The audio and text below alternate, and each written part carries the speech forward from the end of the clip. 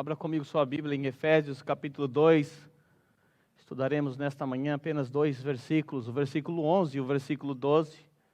Depois de 6 finais de semana sem expor esta carta, nós agora retornamos, depois de encerrar aquela série de exposições nos lemas da Reforma Protestante, os solas da Reforma Protestante. Hoje nós vamos tratar acerca da condição deplorável dos gentios sem Cristo. Então abra comigo sua Bíblia em Efésios capítulo 2, versículo 11 e 12. Diz assim a palavra do Senhor: Portanto, lembrem-se de que anteriormente vocês eram gentios por nascimento e chamados incircuncisão pelos que se chamam circuncisão. Incircuncisão essa feita no corpo por mãos humanas, e que naquela época vocês estavam sem Cristo. Estavam separados da comunidade de Israel, eram estrangeiros quanto às alianças da promessa, estavam sem esperança e sem Deus no mundo. Bem, nós estamos já há um bom tempo sem expor nesta carta de Paulo aos Efésios, e agora nós entramos no finalzinho do capítulo 2, e a minha intenção era expor até o último versículo. Porém, por conta do tempo, eu vou ficar apenas com esses 2 versículos. O que Paulo está fazendo aqui? O apóstolo Paulo está agora apontando o seu canhão para os gentios. Vale lembrar que a igreja em Éfeso era uma igreja majoritariamente composta por gentios, e havia judeus ali, evidentemente, mas a maioria era gentios. Lembrando que Éfeso fica na Ásia Menor. Então o apóstolo Paulo agora se volta para os gentios e começa a descrever a condição dos gentios quando eles não conheciam a Cristo. Só que até chegar aqui é preciso a gente voltar a nossa mente lá para o capítulo 1, versículo 3, quando o apóstolo Paulo diz assim: Bendito seja o Deus e Pai do nosso Senhor Jesus Cristo, que nos abençoou com todas as bênçãos espirituais nas regiões celestiais em Cristo. A partir desse momento, o apóstolo Paulo começa a descrever quais são essas bênçãos espirituais. E o apóstolo Paulo aponta para a obra da redenção. A partir do versículo 4, Paulo então começa a descrever o papel do Pai, do Filho e do Espírito Santo nesta obra da redenção. Nós aprendemos ali que compete ao Pai eleger, depois de o Pai ter planejado, compete ao Filho executar, isso na cruz, evidentemente, e compete ao Espírito Santo selar, ser a garantia, ser o penhor, ou seja, o Espírito Santo aplica. Então o Pai planeja, o Filho executa e o Espírito Santo aplica. Tudo isso nós já vimos quando estudamos esses capítulos. Quando entramos no capítulo 2, do versículo 1 ao 3, o apóstolo Paulo descreve a condição da raça humana. Qual era a condição do homem sem Deus? Paulo diz que éramos, por natureza, merecedores da ira. Éramos escravos da nossa própria natureza. Estávamos debaixo das garras de Satanás. Estávamos mortos em nossos delitos e pecados. E a partir do versículo 4, o apóstolo Paulo começa a descrever o que Deus fez para reverter essa terrível condição ao qual nos encontrávamos.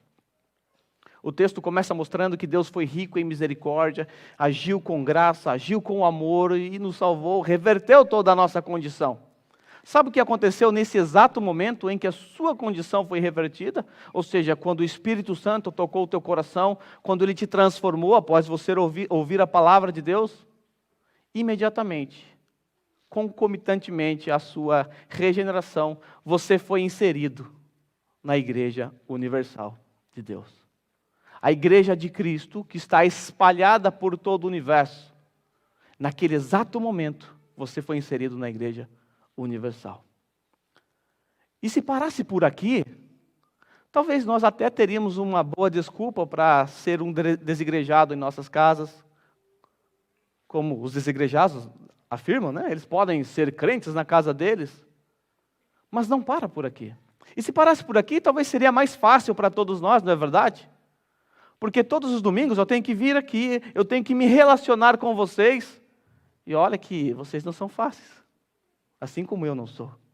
Porque a igreja é o quê? É um conglomerado de pessoas com visões ou com cosmovisões diferentes. onde cada pessoa pensa de um jeito sobre determinado assunto. Assim é essa igreja, assim é todas as igrejas. Então não é fácil para nós, e seria muito fácil se só fazer parte da Igreja Universal bastasse.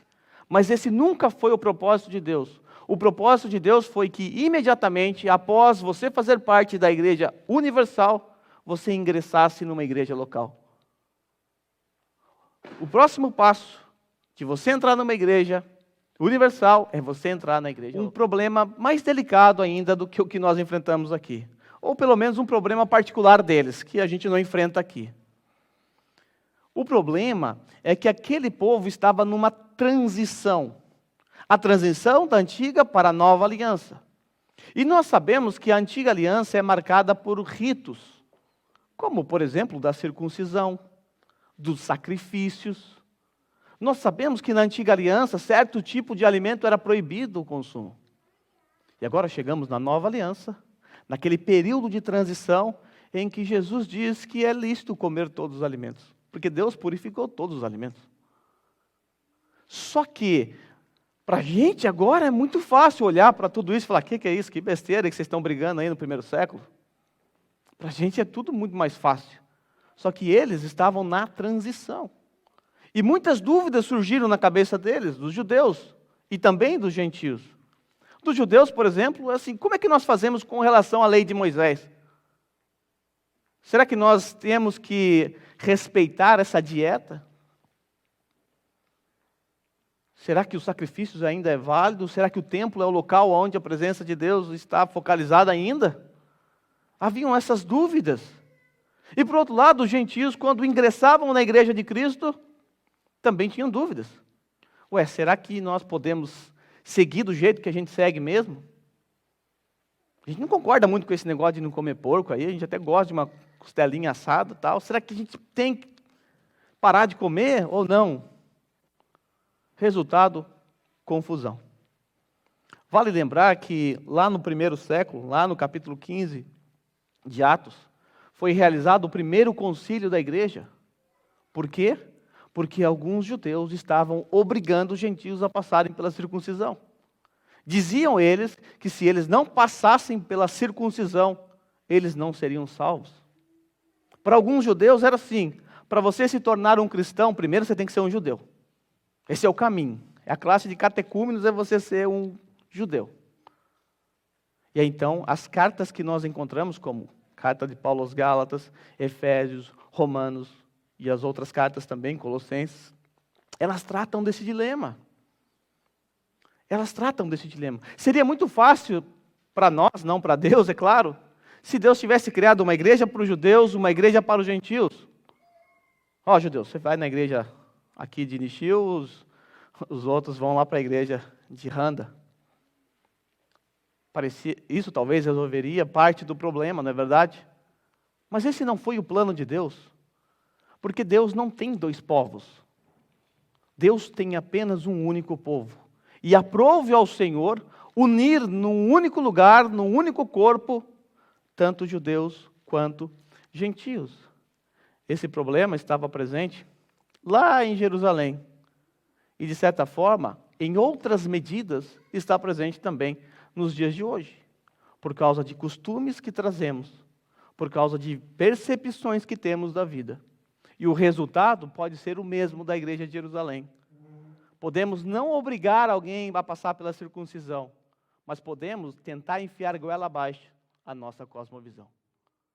E não adianta você falar que você não tem uma cosmovisão. Ninguém está aqui neutro. Todos vocês chegaram com uma cosmovisão. O que nós precisamos fazer é tirar esses óculos que temos hoje e quebrar. E colocar a lente do Evangelho.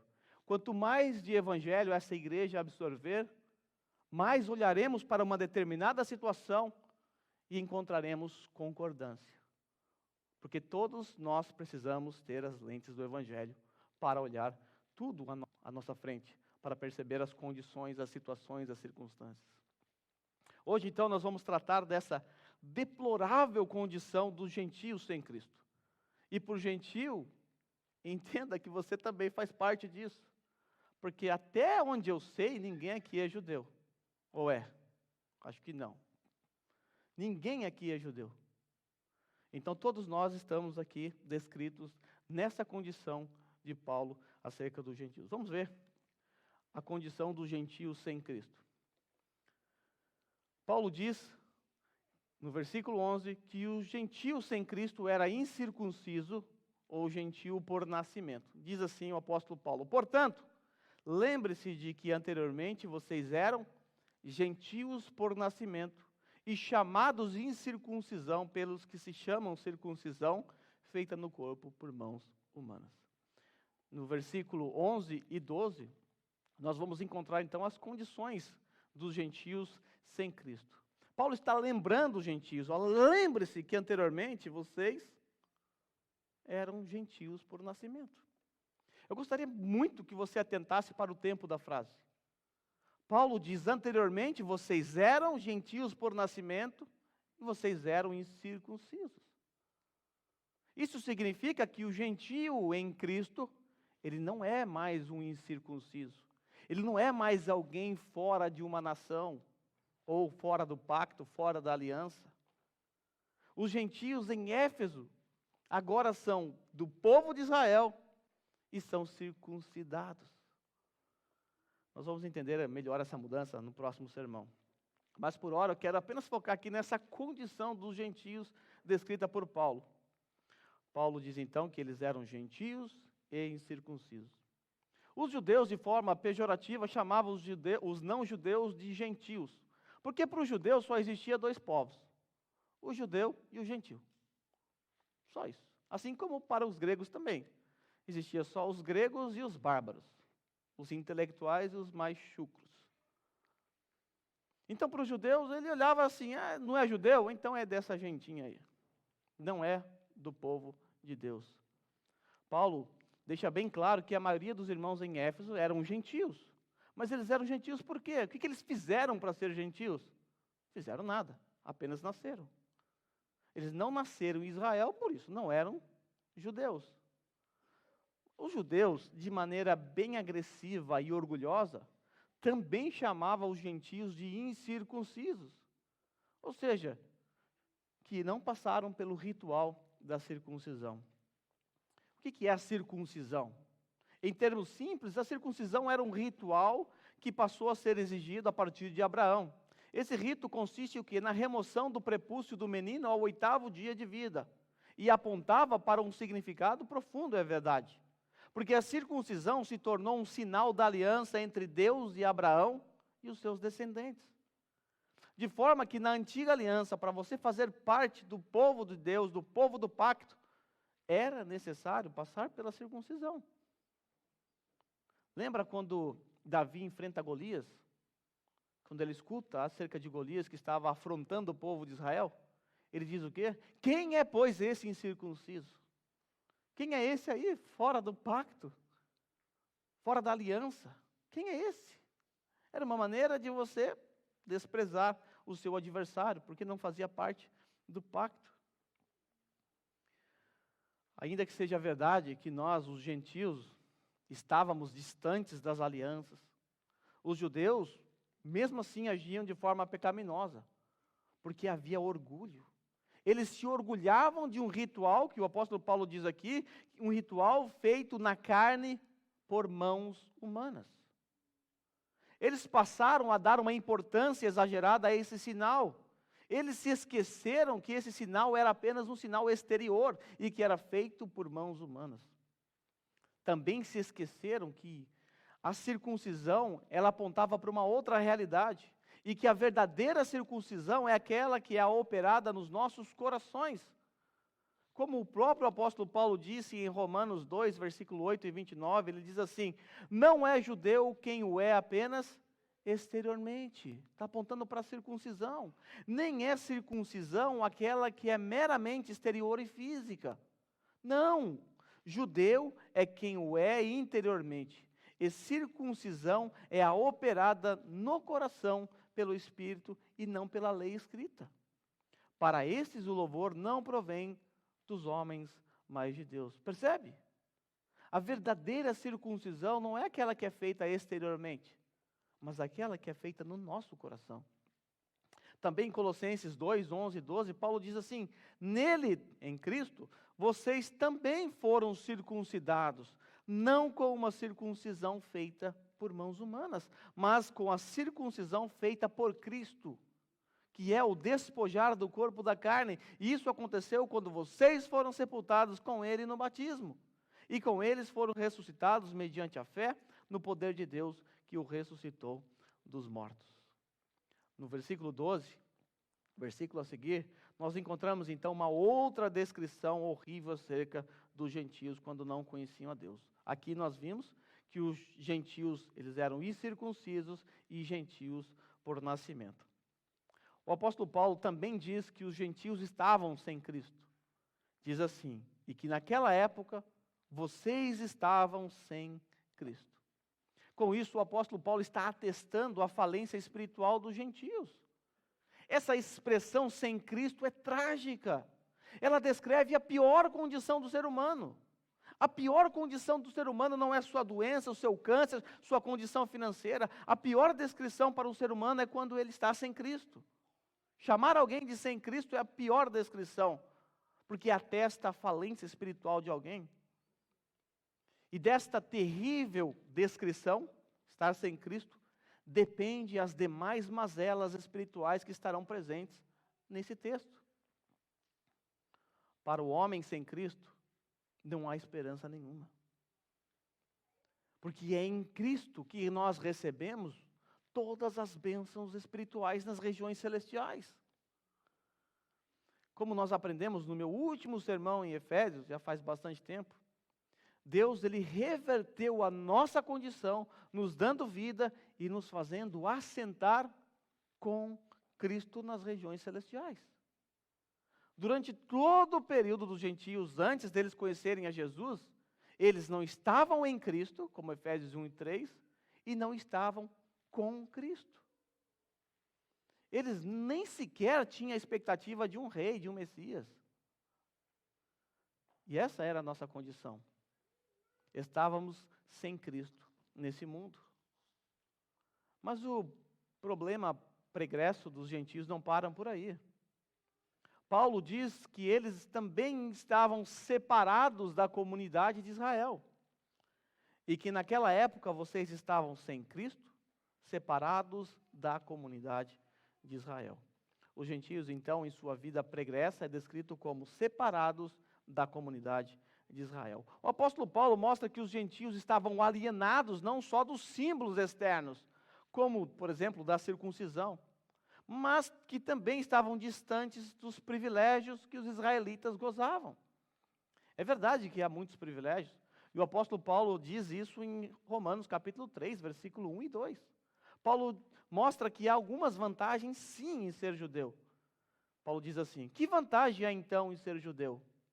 Ou que utilidade há na circuncisão? Ele responde: muita, em todos os sentidos, principalmente porque aos judeus foram confiados a palavra de Deus. Privilégio. A palavra de Deus é um privilégio. Deus confiou ao povo da antiga aliança a palavra de Deus, e mais para frente nós vamos ver outros privilégios também. Nós não devemos nos esquecer que o povo na antiga aliança, o povo de Deus na antiga aliança, receberam a lei de Moisés, os profetas, as alianças, as promessas. E nós, gentios, por não fazermos parte da nação de Israel, estávamos excluídos de tudo isso. E naquela época, no máximo que um gentio conseguia chegar próximo da comunidade de Israel, era como um prosélito. Os gentios, então, por estarem sem Cristo, separados da comunidade de Deus, a comunidade de Israel, acabaram também alienados quanto às alianças. Paulo diz assim: e que naquela época vocês estavam sem Cristo, separados da comunidade de Israel, sendo estrangeiros quanto às alianças da promessa. Encontramos aqui então outro privilégio ao qual os gentios foram privados. Eles eram estranhos quanto às alianças da promessa. Eles estavam alienados quanto às alianças. Em Romanos 9, 4 a 5, Paulo mostra outros privilégios que os gentios não tinham. Acerca do povo de Israel, Paulo diz assim: Deles é a adoção de filhos. Deles é a glória divina. Deles é a aliança, a concessão da lei, a adoração no templo e as promessas. Deles são os patriarcas, e a partir deles se traça a linhagem humana de Cristo, que é Deus acima de todos, bendito para sempre. Amém. Haviam privilégios. Deles é a adoção de filhos, deles é a glória divina, deles é a aliança, a concessão da lei, a adoração no templo, as promessas, os patriarcas, e deles temos a linhagem do nosso Salvador. Olhando para esse texto de forma mais específica, somos levados a entender que o apóstolo Paulo está se referindo de forma direta à aliança que Deus fez com Abraão. Isso por conta do contexto, por conta da circuncisão que apareceu no contexto. Porém, é preciso levar em conta que todas as alianças do Antigo Testamento dependem de uma única aliança. Todas as alianças do Antigo Testamento são edificadas em cima de uma única aliança. Aquela aliança que nós conhecemos como a aliança da graça. Aquela aliança que foi prometida em Gênesis 3:15. Então, todas as demais alianças que encontramos na palavra de Deus é um desenrolar progressivo dessa única promessa. A promessa da graça, a promessa do pacto da graça. Que promessa é essa? A promessa que um dia Deus enviaria um descendente que esmagaria a cabeça da serpente. Nós sabemos que esse descendente não é outro senão o nosso Senhor Jesus Cristo, que na cruz cumpriu o pacto da graça quando derramou o seu sangue. Quando lermos o Antigo Testamento, todos nós precisamos ter em mente o pacto da graça prometido. É com essa lente que você precisa ler a Bíblia. A lente do pacto da graça. Porque o que nós temos em Gênesis 3:15? O proto-evangelho. O proto-evangelho. Eu não disse no começo que você precisa colocar as lentes do evangelho para você enxergar a vida? Enxergar as circunstâncias? Então você precisa colocar a lente do pacto da graça para você ler toda a Bíblia. Porque a Bíblia não é um amontoado de histórias desconexas. É sobre a história de um Redentor. É sobre a história de uma promessa que foi feita no jardim, da qual, ao desenrolar a história, essa promessa foi sendo revelada ou recebendo mais luz de forma progressiva. Para a gente entender aqui um pouco dos prejuízos mencionados por Paulo nesse trecho, sobretudo no que diz respeito às alianças da promessa, é preciso compreender um pouco acerca da teologia da aliança. Eu quero oferecer a vocês nessa manhã alguns exemplos para que você tenha uma perspectiva bíblica cristológica, para que você olhe para a Bíblia com uma perspectiva cristológica sempre. Mas para isso, nós precisamos voltar num tempo quando não havia tempo. Voltaremos agora as nossas mentes para antes da fundação do mundo. Porque tudo começou antes da fundação do mundo, como nós vimos quando eu expus Efésios 1:3, foi o segundo sermão que eu preguei nessa série. Quando eu tratei acerca do bendito pacto eterno de redenção, tenho certeza que todos vocês se lembram, não é verdade? Ali nós vimos que a obra da redenção, que foi aplicada a nós pelo Espírito Santo, executada pelo Filho, planejada pelo Pai, na verdade ela começou na eternidade passada. Quando Pai e Filho entraram num acordo para salvar os seres humanos que ainda nem haviam sido criados. E esse pacto que foi feito entre o Pai e o Filho na eternidade passada é conhecido como o pacto eterno da redenção. Então começamos pela eternidade passada, quando Deus aprove entrar num acordo para redimir o seu povo que ainda nem existia. O que Deus faz depois? Bom, Deus cria o mundo, cria tudo o que neles há, e lá no sexto dia Deus cria o homem, e coloca o homem lá no jardim. O homem é responsável então para cuidar de tudo aquilo que Deus havia criado. Naquele jardim, então, Deus faz um pacto com Adão. Esse pacto é conhecido como o pacto de obras. Nesse pacto, Deus exigiu que Adão obedecesse, não comendo de um certo fruto proibido. Esse pacto é um pacto de obras porque ele é condicional.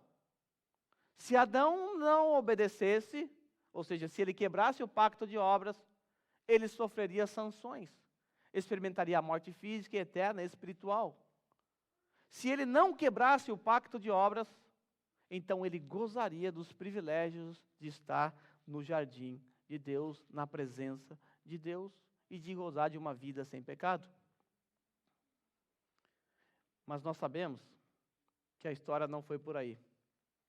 Depois, Deus criou Eva para ser auxiliadora de Adão. Colocou do lado, fez o homem dormir, arrancou uma costela dele e criou a sua costelinha, a Eva. Mas como bem sabemos, a Eva deu ouvidos à serpente. Ela emprestou os seus ouvidos à serpente. Adão foi incompetente em cuidar da sua esposa. Ela foi lá, comeu o fruto e também deu a Adão. Quando Adão comeu do fruto proibido, aconteceu o que nós conhecemos como a queda. Adão despencou, caiu, e ele arrastou consigo toda a raça humana. Porque Deus havia estabelecido Adão como um representante da raça humana, um cabeça federal. E se Adão obedecesse, todos os seus descendentes estariam em obediência junto com Adão. Porém, se Adão caísse, se ele quebrasse o pacto, toda a sua descendência nasceria debaixo de um pacto quebrado, inimigos de Deus, caídos por natureza. Deus estabeleceu Adão como nosso representante federal, e esta realidade pode ser percebida nesse texto de Romanos 5,12. Portanto, da mesma forma como o pecado entrou no mundo por um homem, e pelo pecado a morte, assim também a morte veio a todos os homens, porque todos pecaram. Consegue perceber essa representatividade federal? Adão caiu e arrastou toda a humanidade, da mesma forma como o pecado entrou no mundo por um homem, Adão, na sua queda. Nós caímos com Adão, nessa imagem que você está vendo. A humanidade inteira caiu junto com Adão. Então nós vimos que o homem pecou, e agora ele se encontra sem esperança. Porque não há mais nada que Adão possa fazer. Não há obras para Adão realizar para ele reverter essa condição. Adão não pode fazer absolutamente nada. Inclusive, Adão tentou resolver o seu problema, cozendo folhas de figueira para tampar, cobrir sua nudez. Mas nós vamos ver que depois da reunião que Deus convoca, o próprio Deus oferece roupas de animais. Ele entrega roupas de animais, feitas de pele de animais, para Adão. Ou seja, nem aquela obra era suficiente. O próprio Deus mata um animal inocente naquele jardim para cobrir a culpa daqueles pecadores. Então Deus, ele reúne os envolvidos, Adão, Eva, a serpente, tem uma conversa com eles ali, um teorei. Nesse momento Deus mostra aos infratores as consequências que cada um vai ter por conta de ter desobedecido a Deus. Mas a serpente, ela foi a primeira a receber a sentença. Nós vamos ficar só com a serpente, porque a sentença do homem e da mulher, tenho certeza que vocês já conhecem. A serpente, então, ela recebe a sentença, e essa sentença é aquela que nós encontramos em Gênesis 3,15. É a sentença da qual nós extraímos o pacto da graça, porque é nessa sentença que temos o pacto da graça sendo prometido em Gênesis 3,15. O que nós temos em Gênesis 3,15? Vamos ler. Diz assim: porém inimizade entre você e a mulher, entre a sua descendência e o descendente dela. Este lhe ferirá a cabeça e você lhe ferirá o calcanhar. Porém inimizade entre você e a mulher, entre a sua descendência e o descendente dela. Nós sabemos que esse descendente não é outro senão nosso Senhor Jesus Cristo. Esse descendente vai ferir a cabeça da serpente.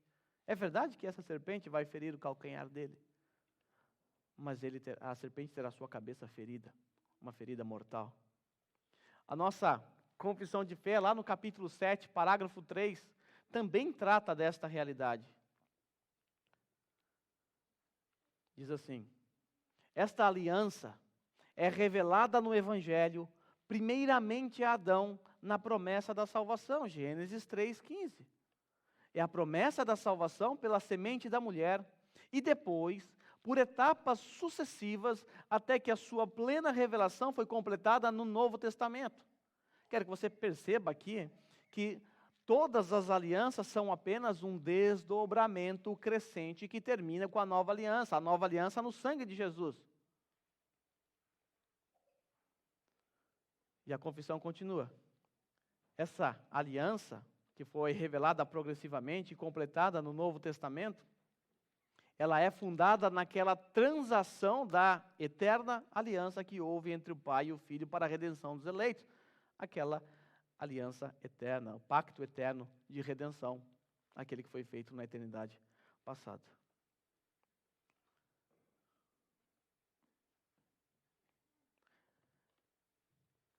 Então veja aí todos os pactos: pacto noético, pacto abrâmico, pacto mosaico, pacto davídico.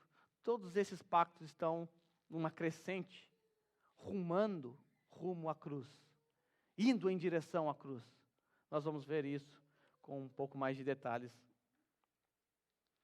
Vamos olhar então para essas principais alianças. E eu quero que você perceba que todas elas estão ligadas à aliança da graça, ao pacto da graça. Vamos pensar na primeira aliança que aparece na palavra de Deus, o pacto noético. Quando observamos essa aliança que Deus fez com Noé, nós descobrimos que Deus fez ali uma aliança de preservação. Mas o que Deus estava preservando? Será que a história da arca de Noé é sobre a fé de Noé? É sobre Noé? Será que ele é o personagem principal dessa história? Bem, ele aparece bastante nessa história, é verdade. Em Hebreus ressalta a fé dele ali, é verdade. Ele construiu um barco, afinal, num tempo em que não chovia. Mas essa história não é sobre Noé. Essa história, dentro da revelação progressiva, ela está ali. Deus resolveu salvar aquele povo, aqueles 8 que entraram no barco, não por conta da bondade deles, não porque Noé era muito bom. Basta você ver o que Noé fez, né, depois que saiu do barco. Se embriagou, seu filho o cão, viu ele nu e ele acabou sendo amaldiçoado. Então não é porque não era bom. Deus estava preservando o descendente prometido em Gênesis 3,15. Porque se Deus destruísse a raça humana toda, e isso seria justiça, ninguém ia reclamar disso, porque todos mereciam morrer mesmo. Se Deus fizesse isso, como o pacto eterno de redenção, aquele pacto que foi prometido, estabelecido na eternidade passada, e o pacto da graça seriam cumpridos no nosso tempo. Deus estava preservando a linhagem do Messias através de Noé. No pacto abraâmico, Deus estava fazendo o quê? Deus estava criando o berço, a nação da qual viria o descendente da mulher. Esse descendente da mulher precisaria nascer em algum ambiente, em algum berço. E Deus escolheu a nação de Israel. E esse pacto aqui ele é muito importante para o contexto do versículo que nós estamos estudando hoje. Porque de Abraão nasce a nação de Israel. Então eu quero me deter um pouco nesse pacto, por conta do contexto da passagem a qual nós estamos estudando. O pacto abraâmico ele é dividido em 2 aspectos. O aspecto físico e o aspecto espiritual. No que diz respeito ao aspecto físico, Deus prometeu a Abraão e aos seus descendentes o quê? Um povo, uma descendência física que seria marcada pela circuncisão e uma terra, um território. Essa promessa, ela se encontra em Gênesis 12, 1-3. Diz assim: então o Senhor disse a Abraão, vai aparecer aí. O Senhor disse a Abraão: saia da tua terra, do meio dos seus parentes e da casa de seu pai, e vá para a terra que eu lhe mostrarei. Essa terra que Abraão ia herdar, seria dado a ele. Farei de você um grande povo, e o abençoarei. Tornarei famoso o seu nome, e você será uma bênção. Abençoarei os que o abençoarem, amaldiçoarei os que o amaldiçoarem, e por meio de você todos os povos da terra serão abençoados. Deus estava preparando o berço para o Messias. Também, em Gênesis 17, 8, toda a terra de Canaã, onde agora você é estrangeiro, darei como propriedade perpétua, uma terra. Darei a quem? A vocês e os seus descendentes numerosos. Serei o Deus deles. Da sua parte, disse Deus a Abraão, guarde a minha aliança, tanto você como os seus futuros descendentes. Esta é a minha aliança com você e com os seus descendentes, a aliança que terá que ser guardada. Todos os do sexo masculino entre vocês serão circuncidados na carne. Terão que fazer essa marca, que será um sinal da aliança entre você. Então nós temos aí o aspecto físico da aliança que Deus fez com Abraão. E no que diz respeito a esse aspecto físico, nada disso vem para nós aqui hoje. Deus não prometeu a você uma terra que mana leite e mel. Deus não exige de você uma circuncisão física. Mas no que diz respeito ao aspecto espiritual, nós gentios nos encaixamos perfeitamente. Nós, os gentios que cremos em Cristo, isso é importante. Nós que cremos em Cristo nos tornamos participantes dos privilégios, dos aspectos espirituais da aliança. É verdade que nós não somos herdeiros da terra prometida, não somos descendentes físicos de Abraão e tal, mas somos descendentes espirituais com Abraão. Nós somos descendentes de Abraão, você sabia disso? Você fala, não, sou descendente de japonês, italiano, turco, Davi. Nós somos descendentes de Abraão. A Gide é também, né? Porém, nós não somos descendentes físicos. Somos descendentes espirituais. Isso ocorre por conta desse aspecto espiritual da aliança com Abraão. Essa aliança aponta para a nossa realidade. Veja essa realidade presente em Gálatas, capítulo 4. Ixi. Quem conseguir ler vai ganhar uma Bíblia de presente. 4, 24, 21 a 24. 24 a 31. Digam-me vocês, os que querem estar debaixo da lei. Acaso vocês não ouvem a lei? Pois está escrito que Abraão teve 2 filhos. Um da escrava, o outro da livre. O filho da escrava nasceu de modo natural, mas o filho da livre nasceu mediante a promessa. Isso é usado aqui como uma ilustração. Estas mulheres representam 2 alianças. Uma aliança procede do Monte Sinai e gera filhos para a escravidão. Esta é Agar, Monte Sinai, aliança com Moisés, a próxima aliança que veremos. Agar representa o Monte Sinai na Arábia e corresponde à atual cidade de Jerusalém, que está escravizada com os seus filhos. Mas a Jerusalém do alto é livre. E é a nossa mãe, pois está escrito, regozije-se, ó estéril, você que nunca teve um filho. Grite de alegria, você que nunca esteve em trabalho de parto, porque mais são os filhos da mulher abandonada do que os daquela que tem marido. Vocês, irmãos, lembre-se, carta de Paulo aos Gálatas, uma igreja gentílica, que estava sendo dominada ali por falsos irmãos judaizantes. Vocês, irmãos, são filhos da promessa como Isaac. Olha aí, olha o que nós somos. Filhos da promessa como Isaac. Naquele tempo, o filho nascido de modo natural perseguiu o filho nascido segundo o Espírito. O mesmo acontece agora, mas o que diz as Escrituras? Manda embora a escrava e o seu filho, porque o filho da escrava jamais será herdeiro com o filho da livre. E a conclusão, portanto, irmãos, não somos filhos da escrava, mas da livre. Também em Gálatas, capítulo 3, versículo 26 a 29, Paulo diz assim, todos vocês são filhos de Deus mediante a fé em Cristo Jesus, pois os que em Cristo foram batizados, de Cristo se revestiram. Não há judeu, nem grego, escravo, nem livre, homem, nem mulher, pois todos são um em Cristo Jesus. E se vocês são de Cristo, são descendência de Abraão e herdeiros segundo a promessa. Consegue perceber a nossa posição? Consegue perceber a posição do gentio em Cristo? O gentio em Cristo, ele passa a ser descendente de Abraão, segundo a promessa. Sobre esse aspecto espiritual, nós vamos tratar mais sobre isso no sermão que vem. Mas vamos continuar aqui o nosso progresso. Nós encontramos a seguir o pacto mosaico. No pacto mosaico, Deus estava fazendo o quê?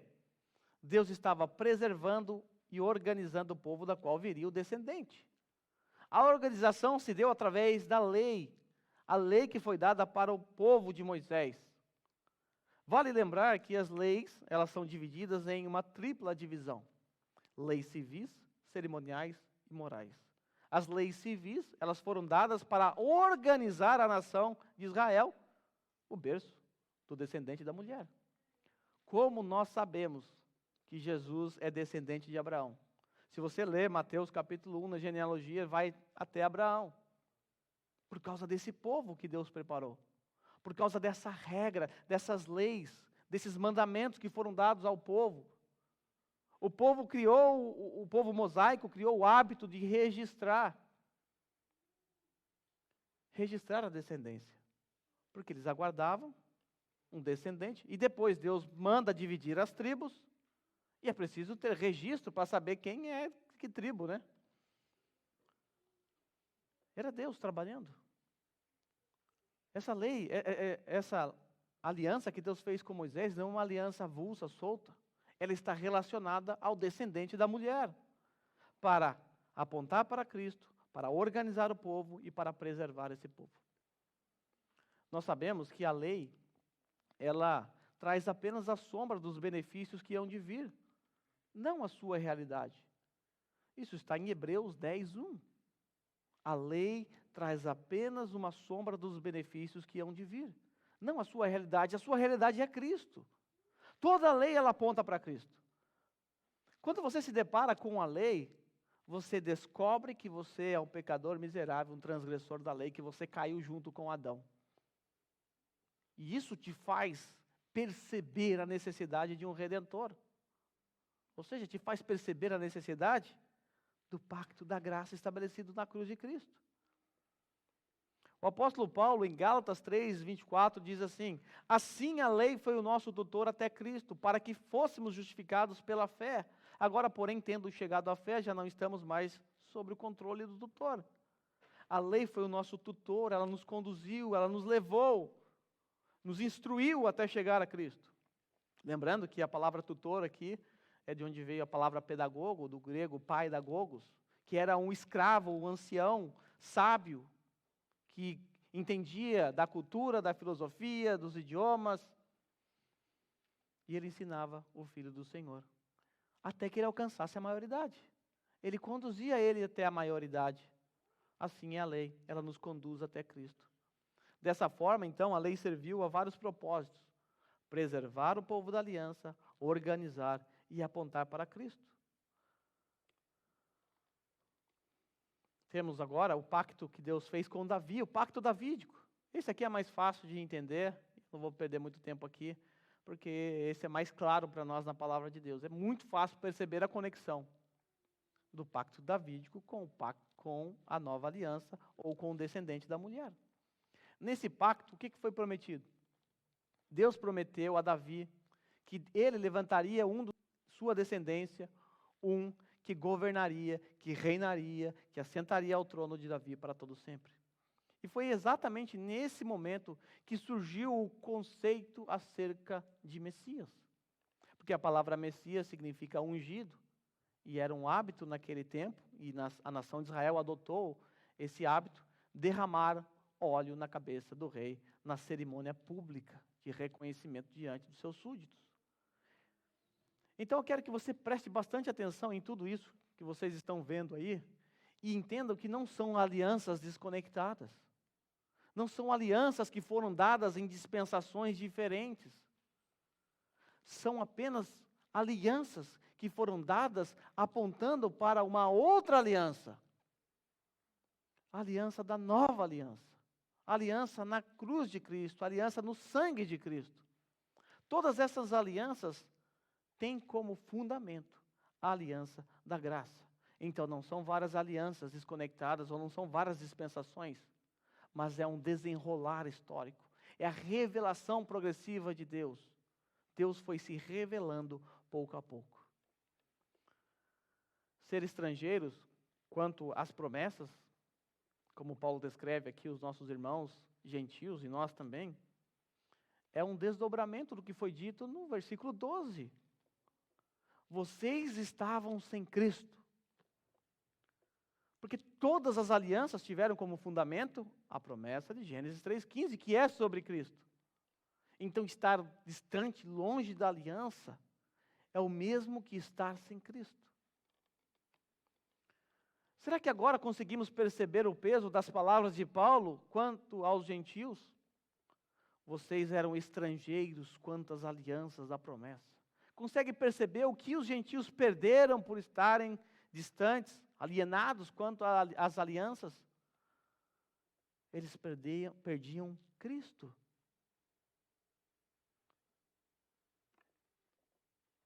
Eles estavam sem Cristo, estavam separados da comunidade. E dessa forma, alienados quanto às alianças que acabamos de aprender. Alguém nessas condições não tem esperança nenhuma. Alguém que não está em Cristo, que não tem Cristo, não tem esperança. E Paulo mostra esta condição ainda no versículo. Paulo diz, e que naquela época vocês estavam sem Cristo, separados da comunidade de Israel, sendo estrangeiros quanto às alianças da promessa, sem esperança e sem Deus no mundo. Essa é a descrição de todo homem que não conhece a Cristo, não tem esperança, porque não tem Deus, porque não tem Cristo, porque está distante do povo de Deus. Se você é alguém que ainda não entregou a sua vida a Cristo, então você não tem esperança. Enquanto você não entregar a sua vida a Cristo, não haverá esperança para você. Porque você continua caído junto com Adão. Você continua distante da aliança, do pacto, do povo da nova aliança. Nós sabemos que a nossa única esperança, ela se encontra naquele que morreu na cruz por nós, na cruz do Calvário. A nossa esperança está naquele que cumpriu, que estabeleceu o pacto da graça. Sendo assim, a nossa única esperança, ela repousa sobre a cruz de Cristo. E quando nós olharmos para esta cruz, nosso coração deve palpitar, pulsar, vibrar, porque é nessa cruz que encontramos esperança, porque foi nesta cruz que o pacto eterno de redenção e o pacto prometido em Gênesis 3,15 foi estabelecido. Quando Cristo Jesus derramou naquela cruz o seu precioso sangue para colocar em ação o pacto que havia sido prometido. A nossa esperança não está na circuncisão, não está em rituais ou em religiosidade. Não é a Igreja Batista Reformada, agora em Nishio, que salva você. É a cruz de Cristo. E sem ela, não há esperança. Se a cruz de Cristo não ocupar uma posição fundamental na sua vida, te direcionar, te conduzir, não há esperança para você, porque você está sem Cristo, você não conhece a Cristo. Você está alienado quanto às alianças, quanto às promessas. Então que Cristo, a cruz, seja essa lente pela qual olhamos a palavra de Deus e tudo aquilo que está à nossa volta, tudo aquilo que nos circunda. No próximo sermão nós vamos aprender o que Deus fez para reverter a posição dos gentios. Nós veremos quais são as posições às quais nos encontramos hoje em Cristo. Mas por hoje minha intenção era apenas mostrar que os gentios estavam distantes, alienados, desfavorecidos de promessas, de leis, das profecias, de tudo que nós encontramos na antiga aliança, porque eles não conheciam porque não eram judeus e não faziam parte do pacto. Nós vamos ver na próxima semana que nós, os cristãos, fazemos parte desse pacto, o pacto da nova aliança. Eu quero que você se coloque em pé nesse momento. Nós vamos orar agradecendo a Deus